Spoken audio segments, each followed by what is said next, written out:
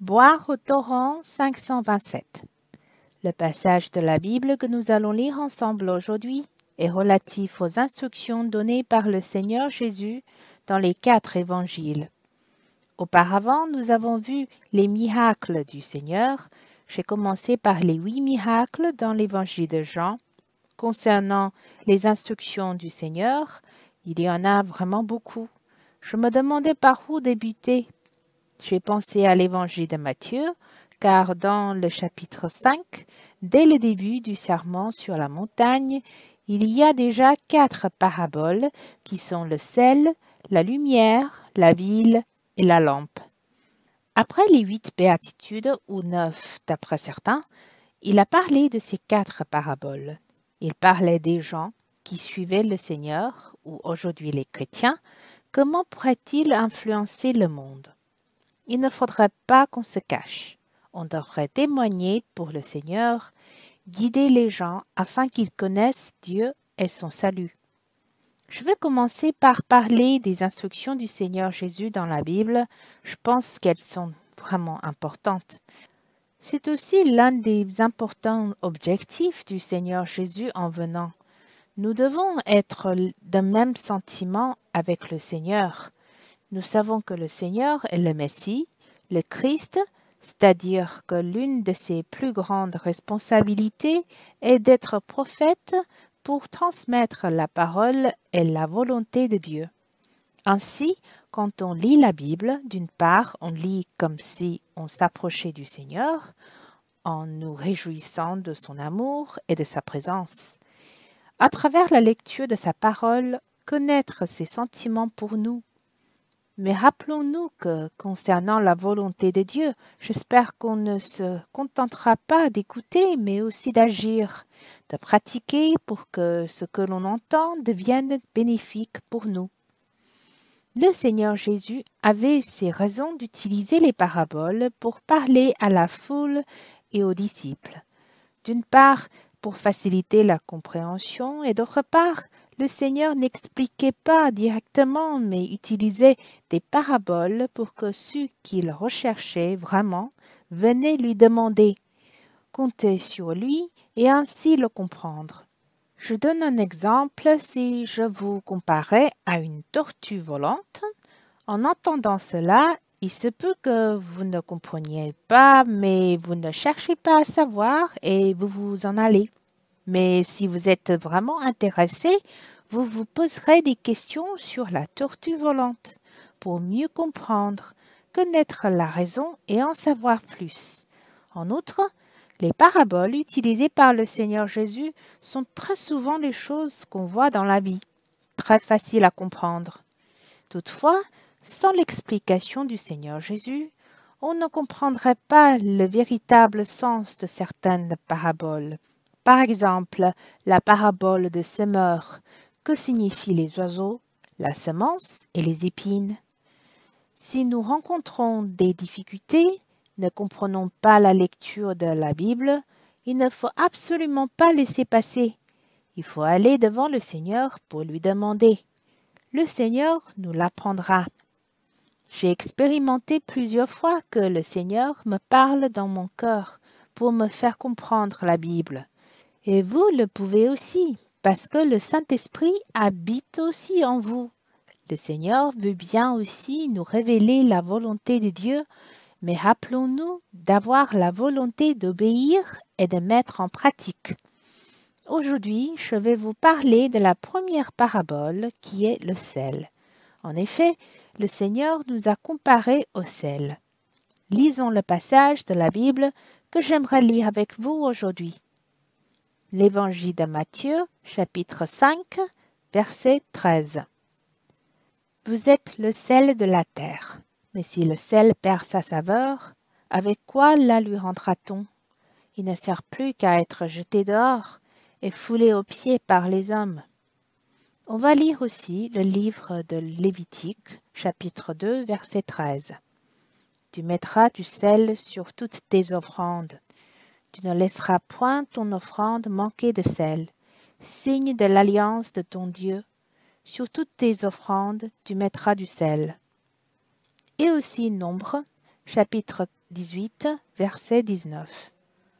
Je te donne à toi, à tes fils et à tes filles avec toi, par une loi perpétuelle, toutes les offrandes saintes que les enfants d'Israël présenteront à l'Éternel par élévation. C'est une alliance inviolable et à perpétuité devant l'Éternel, pour toi et pour ta postérité avec toi. Le sel signifie inviolable. Le livre d'Ézéchiel, chapitre 43, verset 24. Tu les offriras devant l'Éternel. Les sacrificateurs jetteront du sel sur eux et les offriront en holocauste à l'Éternel. Le Seigneur Jésus nous a comparés au sel. Les Juifs de l'époque connaissaient très bien l'importance du sel. Le sel est indispensable dans notre vie, très utile et plus important encore pour les Juifs. Dans l'Ancien Testament de tout à l'heure, nous pouvons constater que pour les sacrifices, surtout les offrandes, ne doivent pas manquer de sel. J'en suis très ému que le Seigneur nous compare au sel pour dire que nous sommes vraiment très importants. Bien que petits, à peine visibles, mais en fait, nous avons une grande importance dans la volonté de Dieu, indispensable. En plus, nous sommes la bénédiction de ce monde.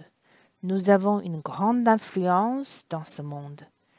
Nous ne devons pas manquer dans ce monde. Un autre point qui m'a ému est qu'à l'époque de l'Ancien Testament, pour offrir des sacrifices, il fallait mettre du sel pour que l'offrande soit agréée de l'Éternel. Cela signifie en plus que c'est inviolable, c'est-à-dire inchangeable. Comme nous le savons tous, pour offrir des sacrifices, le sacrifice est le rôle principal car il signifie le Seigneur lui-même. Il n'y a que le Seigneur qui puisse ôter le péché des hommes et pas nous. Nous devons par contre manifester la gloire de Dieu, témoigner l'amour et la puissance du Seigneur et faire venir les gens devant Dieu pour obtenir le salut. Merci Dieu de nous permettre de nous offrir comme le Seigneur. Bénir ce monde, c'est agréable à Dieu.